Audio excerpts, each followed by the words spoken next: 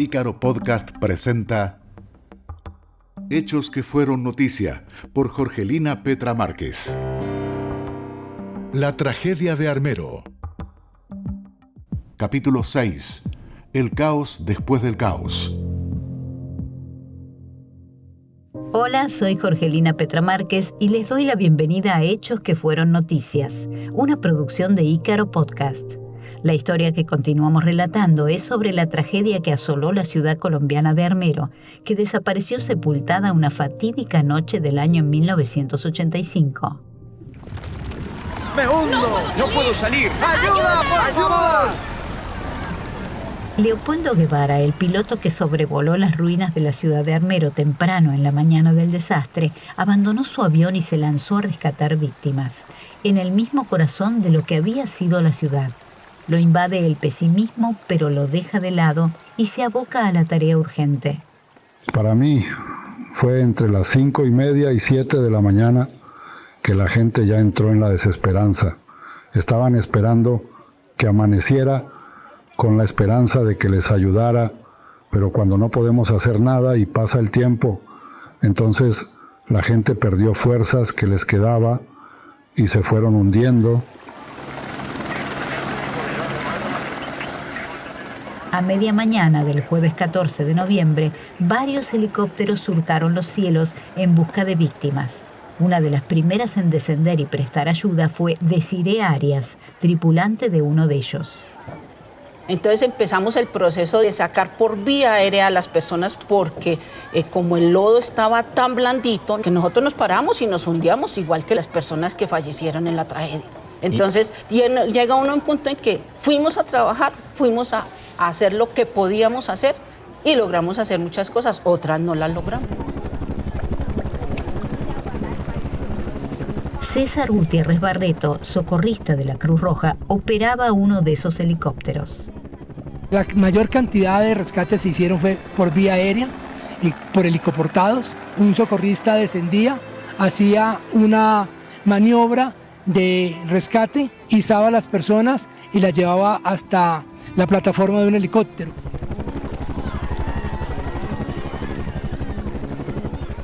Mauricio Cuellar, el futuro alcalde de la recién bautizada Armero Guayabal, cuestiona duramente las acciones de algunos socorristas. Yo veo cómo llegan los organismos de socorro también y pues se cometen 1000 errores en el afán de querer rescatar a tanta gente. Los helicópteros botan las cuerdas con sus arneses para tratar de amarrar a las personas y rescatarlas de la tragedia, pero en medio de ese rescatar, pues desmembran personas porque ellas estaban aprisionadas. Lo que no se conociera que tenía de donde estaba aprisionada para abajo. Estos hechos fueron confirmados por Ramiro Lozano Neira, expresidente de la Cruz Roja de Tolima, en 1985.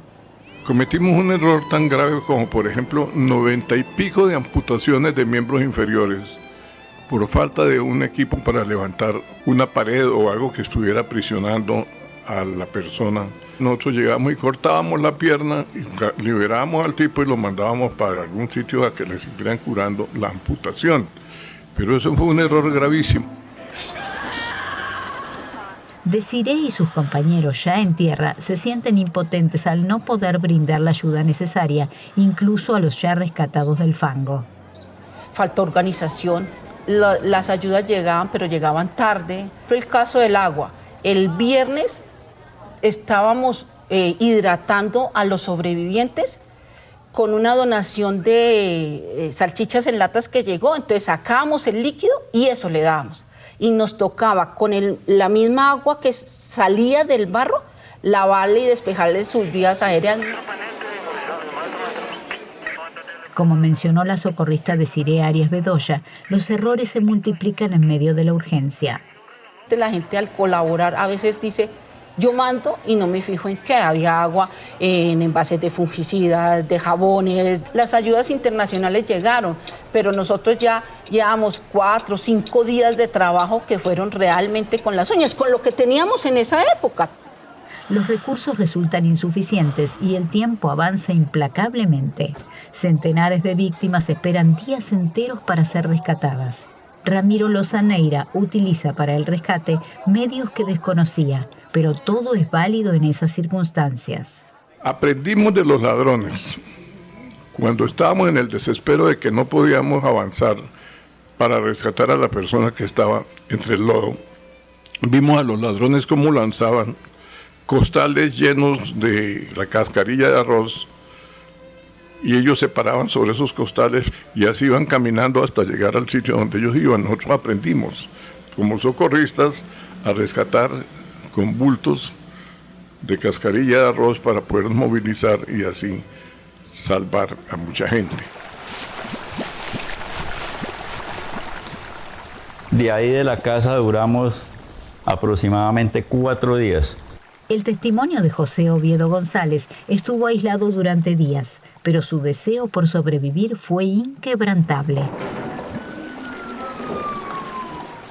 Porque no podíamos salir para ningún lado. Por la vaina del calor tan inmenso que daba la lava esa que había ahí encerrados en la casa sin tomar ni agua. Entonces nosotros pues inventamos ir haciendo tendidos de tablas para irnos parando, tejas de zinc, colchones, ahí hasta que llegamos a una casa de 2 pisos. Y ahí nos quedamos unas 150, 170 personas ahí aglomerados todos, que no nos podíamos mover porque la casa se tambaleaba a un lado a otro. ¡Cuidado! ¡Dejen de moverse! ¡La casa se viene abajo! El líder de los rescatistas, Leopoldo Guevara, recuerda con pesar de estos momentos oscuros. Fueron una semana dura porque hubo gente que se subió a un árbol y entonces los helicópteros nunca los vieron. Yo no tenía acceso. Entonces hubo gente que murió colgada de los árboles.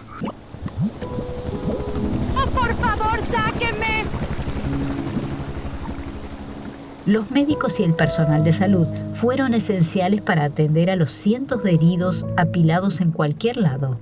El doctor Rodrigo Meléndez nos cuenta su experiencia. Fuimos aparentemente los primeros profesionales de la salud que logramos arribar a Armero. Era un mar de lodo, una gran cantidad de personas en las orillas de este lodazal tratando de dar algún tipo de ayuda. Está muy herido, no podemos hacer nada más. La situación fue abrumadora. Había heridos sin atender por todas partes, incluso junto a víctimas fatales. Se habían congregado en esos sitios personas ansiosas por ayudar, pero sin estar preparadas para ello. Cuando el doctor Meléndez llegó, reinaba el caos. Era muy complicado en un primer momento comenzar a atender a todo el mundo. No teníamos medicinas de ningún tipo. Era muy complejo el traslado de todos los heridos y comenzar a evacuar la gran cantidad de cadáveres. En las noches era macabro escuchar gemidos, se escuchaban gritos pidiendo ayuda.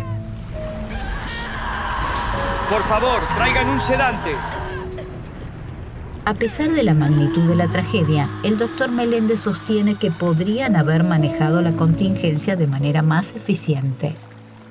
Fue una improvisación total lo que hizo el Estado colombiano. A nosotros nos llegaba la sangre ya en un estado de descomposición porque no se guardaba la adecuada cadena de frío. Todos los insumos llegaban de una forma no clasificada. El doctor Rodrigo Meléndez debió enfrentar situaciones límites. En medio del dolor, recuerda una en especial. Encontramos en una orilla una señora que estaba en trabajo de parto y en medio de esa desolación logré atender ese parto de esta chiquita que nació. Como pudimos con una navaja, cortamos el cordón umbilical y me tocó prescindir de los cordones de mis zapatos, los cuales me hicieron mucha falta durante los 5 días subsiguientes. La niña nace muy bien. Logramos cubrirla con una cobijita limpia. Fue transportada junto con la mamá en un helicóptero. La niña terminó llamándose Consuelo. La mamá me dijo que le iba a poner el nombre de mi novia que nos pareció que era un nombre muy adecuado para la situación que estábamos viviendo en ese momento.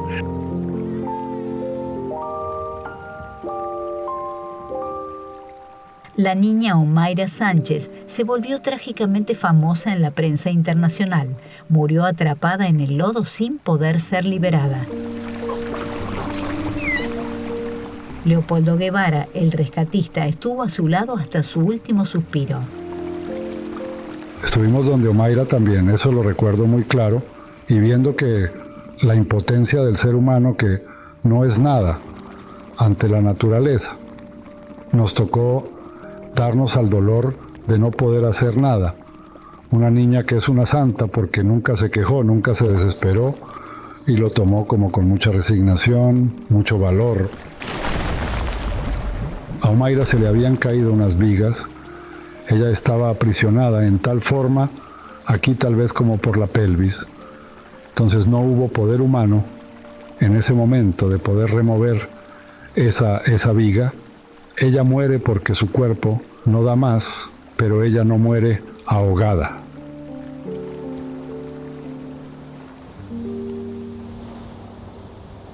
Los rescatistas y voluntarios trabajaron incansablemente. Obligados a convivir con la muerte, no bajaron los brazos. Entre ellos estaba Desiree Arias, luchando por salvar vidas. Omaira fue la imagen de Armero, pero casos de Omaira hubo cientos y cientos de casos de niños, madres, padres, abuelitos, ¿sí? Omaira, la niña, fue una batalla perdida, pero hubo muchas batallas ganadas, como la Omaira la sobreviviente. ¡No puedo salir! Era una señora aproximadamente 20 años, que ya llevaba 5 días enterrada en el barro. Se le ha muerto su esposo y la logramos ubicar en la noche del domingo al lunes. Ubicábamos los pacientes por los quejidos en la noche, que todo quedaba en silencio. Nos quedábamos en silencio tratando de ubicar, caminando por donde podíamos. Cuando sentimos a la madrugada, Omaira venía en una teja de zinc con múltiples heridas, que ya estaba en bastante estado de descomposición, estaba en estado de embarazo de su primer bebé. Al ver que yo era mujer, me decía, prométame que mi hijo se va a salvar, ayúdeme a que mi hijo nazca. Que efectivamente fue una labor que logramos hacer. Omaira, ella perdió sus 2 extremidades inferiores, pero tuvo a su hijo que se llama Jair Fernando. Y hoy en día viven en Armero. Entonces son casos que lo marcan a uno, así como perdimos unos, ganamos muchos. La tragedia dejó en evidencia la carencia de las necesidades básicas, la falta de agua potable y de alimentos, los más obvios. Los socorristas, además de lidiar con las urgencias médicas, deben enfrentar el desafío de alimentar a esa multitud varada. El abuelo Tata recuerda cómo la gente la peleaba como podía. Y hasta por allá, hasta ese caserío, llegó la avalancha y todas esas piedras mataron mucho ganado y de todo. Y fuera de eso, desde el otro día que pasó la avalancha, la gente que se salvó, entonces mataban ganado para comer, porque no tenían nada más que comer por ahí, como el pueblo se había desaparecido y de todo, entonces toda esa gente le tocó fue alimentarse con ganado que iban encontrando y entonces lo iban sacrificando y se iban comiendo el ganado. Mauricio Cuellar fue testigo de situaciones complejas. Me recuerdo tanto que ahí cerca de donde estábamos se había enterrado un carro de gaseosas y la gente iba y destapaba. Había 2 vacas enterradas por ahí hasta el estómago de las vacas y las sacrificaron y las sacaron hasta el borde y empezaron a asar carne y darles a las personas porque digamos era una manera como hidratarlas y alimentarlas. El grupo liderado por la socorrista Desiree Arias Bedoya utilizó el ingenio y la creatividad ante estas circunstancias. El grupo que trabajamos en el Cerro de la Cruz, ninguno nos quisimos ir, bajo todo riesgo. Esa noche, cuando sentimos a la madrugada, venía un compañero, una anécdota hasta simpática, Magú.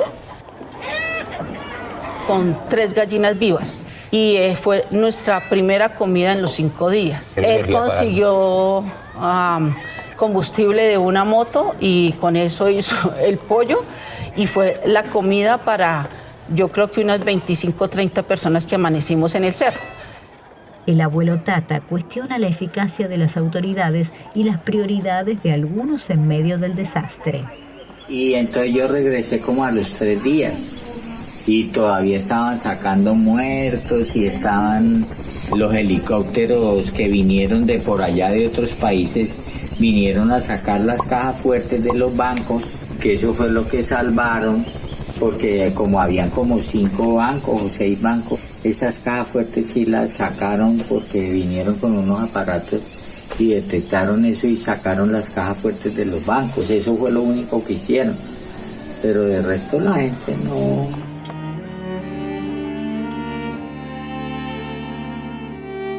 Una tragedia de tal magnitud sacude íntegramente a la sociedad, exponiendo su fragilidad. La historia la escriben los héroes y los villanos por igual. Soy Jorgelina Petra Márquez y este ha sido un nuevo episodio de Hechos que fueron noticia. Los invito a acompañarnos en los siguientes capítulos de La tragedia de Armero, donde exploraremos más profundamente estos aspectos. Los espero. Hemos basado este relato en mis apuntes de época, mi memoria y los testimonios de víctimas alcanzadas por la tragedia, artículos de prensa y el comentario de analistas e historiadores. Algunas de las voces y sonidos fueron recreados con programas de inteligencia artificial. Fue una realización de Ícaro Podcast. Nada nos resulta ajeno. Dirección General Gaby Casal. Guión Gastón Tolosa. Investigación temática Fabio Díaz. Laura Sordi es la voz de Jorgelina Petra Márquez. Locución Sergio Lonardi. Edición de sonido Luciano Álvarez. Efectos especiales Mateo Durán. Asistencia de producción Andrés Casal. Dron musical Andrea Isasti. Realización integral Ícaro Podcast. Una división de Ícaro Producciones.